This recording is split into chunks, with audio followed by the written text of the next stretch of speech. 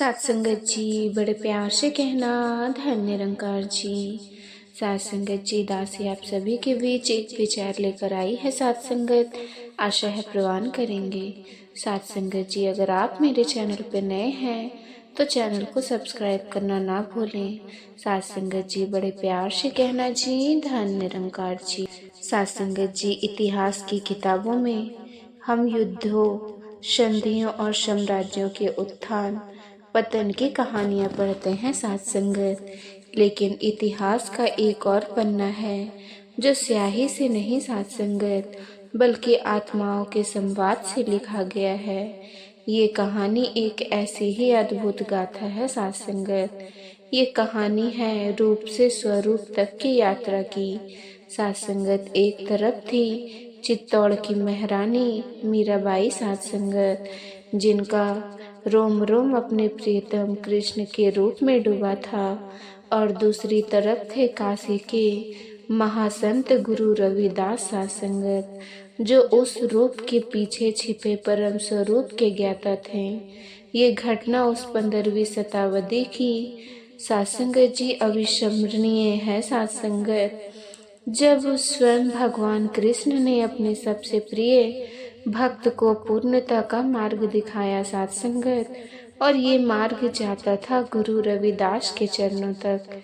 आइए सुनते हैं वो ऐतिहासिक संवाद जब गुरु रविदास ने मीरा का परिचय स्वयं से करवाया सात संगत। मेवाड़ के राजघराने में जनबी और चित्तौड़ की महारानी बनी सात संगत। मीराबाई का जीवन फूलों की सेज नहीं था।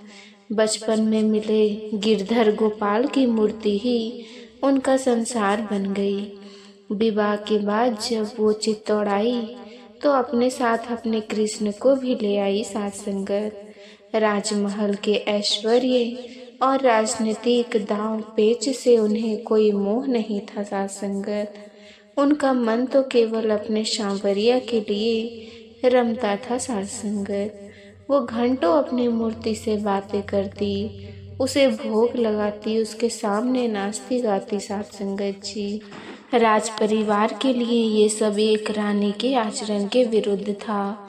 उन्होंने लोक लाज की चिंता थी सात संगत, कुल की मर्यादा का भय था। परंतु भोजराज की मृत्यु के बाद तो उन पर अत्याचार और भी बढ़ गया सात संगत। सात संगत इन्हें कुलनाशनी कहा गया, विष का प्याला भेजा गया सात संगत। लेकिन मीरा की भक्ति अडिग रही। लेकिन इस अथाह प्रेम और अटूट विश्वास के बावजूद मीरा के भीतर एक बेचैनी थी सात संगत। एक अधूरापन उन्हें लगता था कि वो कृष्ण के बहुत पास है, पर फिर भी कोई पर्दा है जो उन्हें पूरी तरह से एक नहीं होने दे रहा है। सात संगत जी वो अपने प्रभु के रूप में तो खोई थी, पर आत्मा को जिस परम शांति की तलाश थी वो अब भी दूर थी सात संगत। उनकी यही तड़प उन्हें एक सच्चे गुरु की खोज में काशी ले आई सात संगत।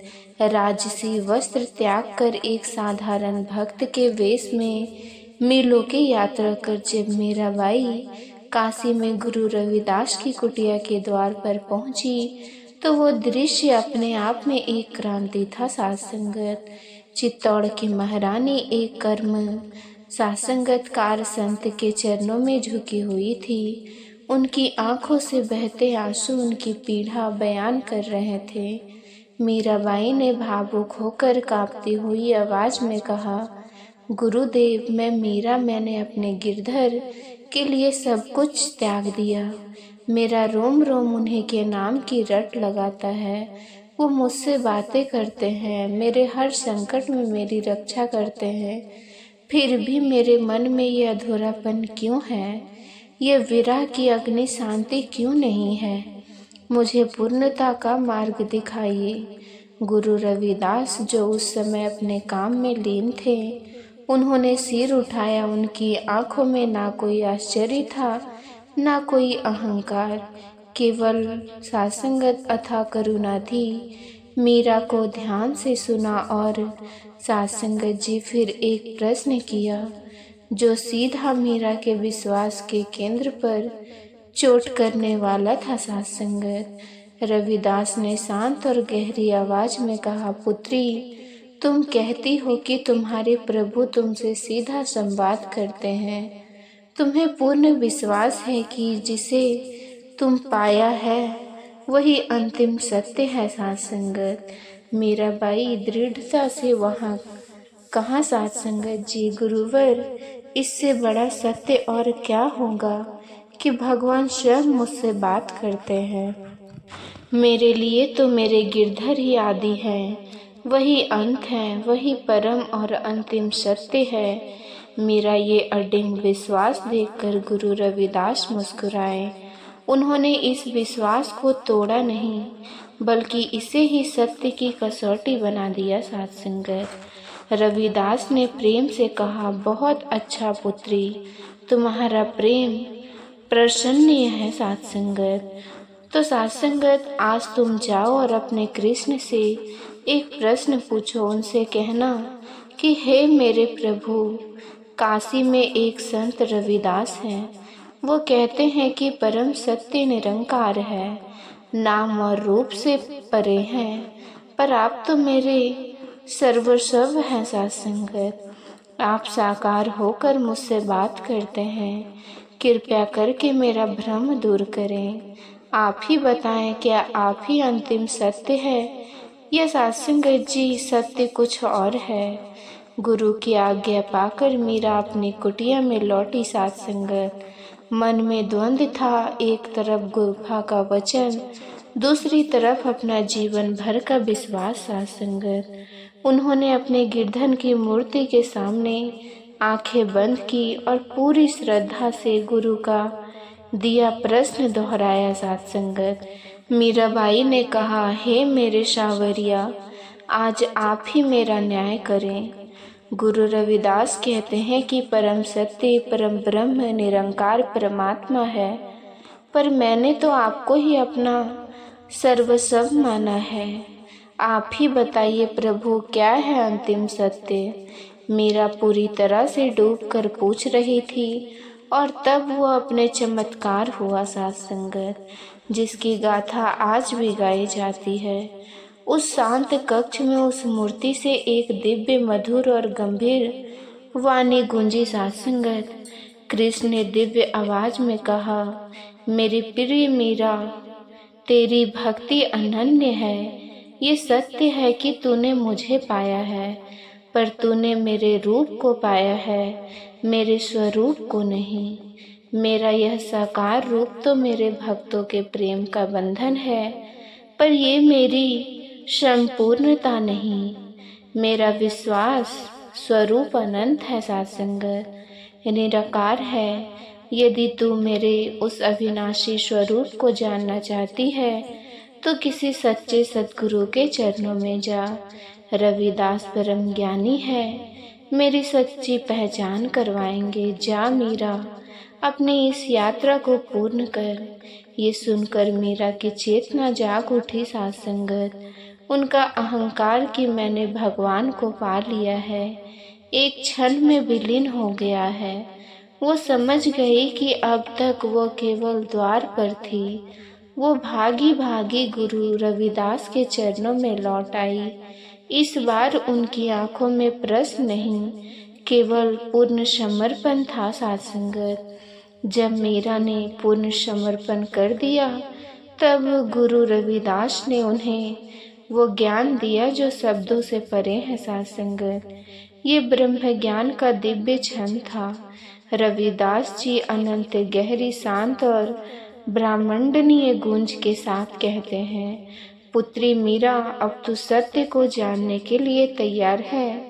मैं तुझे उसे रमे हुए राम का ज्ञान देता हूँ जो सृष्टि के कण कण में रमा हुआ है। सात संगत तू जिसे कृष्ण कहती है, कोई राम कहता है, कोई अल्लाह कहता है, ये सब नाम उस एक ही अनाम शक्ति के हैं। सात संगत वो निरंकार है, यानी जिसका कोई आकार नहीं है। सोच, अगर उसका कोई आकार होता तो यही होता, वहाँ नहीं साथ संगत। पर वो सर्वव्यापी है, वो इस कठौती के जल में भी है और तेरे हृदय में भी है। मेरा तो कौन है, ये शरीर नहीं, ये तो वस्त्र की तरह है जो एक दिन जीर्ण होकर उतर जाएगा। तो मन है नहीं साथ संगत, मन तो चंचल है, विचारों का बवंडर है। तो बुद्धि है नहीं साथ संगत, बुद्धि तो तर्क करती है और सत्य तर्क से परे है साथ संगत। तू इन सब से परे वो चेतना है, वो आत्मा है, और यही आत्मा उस परमात्मा का अविभाज्य अंश है साथ संगत, जिसे परमात्मा भी स्वयं खुद से अलग नहीं कर सकता। जैसे सूर्य और उनकी किरण अलग नहीं साथ संगत, जैसे सागर और लहर अलग नहीं साथ संगत, वैसे ही आत्मा और परमात्मा दो नहीं साथ संगत, यही अद्वैत है। इसीलिए तेरे प्रभु ने गीता में कहा था, साथ संगत जी, ये उस आत्मा के लिए ही कहा गया है, ये अविनाशी है, सनातन है, यह ना जानता है ना मरता है। ये साथ संगत वो परम तत्व है जो हर परिवर्तन के पीछे अपरिवर्तित रहता है। देख मीरा, तेरे और मेरे बीच में क्या है, ये हवा, ये आकाश नहीं, हमारे बीच में भी वही है। तुझ में और मुझ में क्या है, वही ये जो मेरे साथ संगत में और तू का भाव है। यही अज्ञान है, यही माया है। जिस क्षण ये भाव गिरता है, उसी क्षण तू जान जाती है कि तू कृष्ण से अलग नहीं, तू ही कृष्ण चेतना है, तू ही ब्रह्म है, अहम ब्रह्मास्मि है। साथ संगत, ये जो शून्य है जिसे लोग कुछ नहीं समझते, वही सब कुछ है साथ संगत। उसी शून्य से सब जन्मा है, उसी में सब विलीन हो जाता है। यही है साथ संगत वो निरंकार, यही है तेरा वास्तविक स्वरूप, यही है कृष्ण का वास्तविक स्वरूप साथ संगत। साथ संगत जी, यही है अहम ब्रह्मास्म का बोध साथ संगत। अब आंखें खोल पुत्री, अब तुझे कृष्ण की मूर्ति से नहीं साथ संगत, हर जीव में, हर धड़कन में, अपनी हर श्वास में अनुभव होंगे साथ संगत। यही सच्चा मिलन है, यही विरह का अंत है। साथ संगत जी, गुरु के इन वचनों ने मीरा के साथ संगत भीतर चेतना का सूर्योदय कर दिया। उनका मैं भाव विलीन हो गया, उन्हें साथ संगत आत्म साक्षात्कार हुआ साथ संगत। उस दिन के बाद मीरा की भक्ति प्रेमानंद का उत्सव बन गई। उनके पर्दों में अब विरह नहीं, अद्वैत का दर्शन था। उन्होंने निर्भय होकर गाया, पायो जी मैंने राम रतन धन पायो। साथ संगत, वस्तु अमोलक दी, मेरे सद्गुरु कृपा करें। साथ संगत जी, अपनायो पायो जी, मैंने राम रतन धन पायो जी। जन्म जन्म की पूंजी पाई, जन्म में सब धन खोवे, खर्चे न खूटे चोरी, ना छूटे दिन बढ़त। साथ संगत पायो जी, मैंने राम रतन धन पायो। साथ संगत जी, संत की नाव खेवटिया सतगुरु भाव सागर। साथ संगत जी, तरायो मीरा के प्रभु गिरधर। साथ संगत, नागर हरक हरक जस साथ संगत, गयो पायो जी मैंने राम रतन धन पायो। इस आत्म साक्षात्कार के बाद मीरा की भक्ति प्रेमानंद का उत्सव बन गई। अब उनके पर्दे में साथ संगत पीड़ा और तड़प नहीं, बल्कि एक मस्ती थी, एक प्रेमानंद का उत्साह था। साथ संगत जी, एक प्रेमानंद का उत्साह था। उनका नृत्य अब विरह का नहीं, बल्कि मिलन का उत्सव था। उन्होंने ऊंची आवाज में दुनिया को बताया कि उन्हें सच्चा धन मिल गया है। ये कहानी हमें सिखाती है कि सच्ची भक्ति अहंकार का विसर्जन है। हमें साथ संगत बताती है कि भगवान स्वयं अपने भक्तों को पूर्णता की ओर भेजते हैं। साथ संगत गुरु रविदास और मीरा का ये मिलन सगुण और निर्गुण का, प्रेम और ज्ञान का, भक्त और भगवान का वो दिव्य संगम है साथ संगत, जो हमें एक ही सत्य सिखाता है। सबसे बड़ी खोज बाहर नहीं अपने भीतर होती है, और सच्चा गुरु हमें किसी और से नहीं बल्कि स्वयं से मिलाता है साथ संगत। साथ संगत जी, इस दिव्य गाथा को सुनने के लिए आपका धन्यवाद साथ संगत। साथ संगत जी, बड़े प्यार से कहना जी, धन्य निरंकार जी।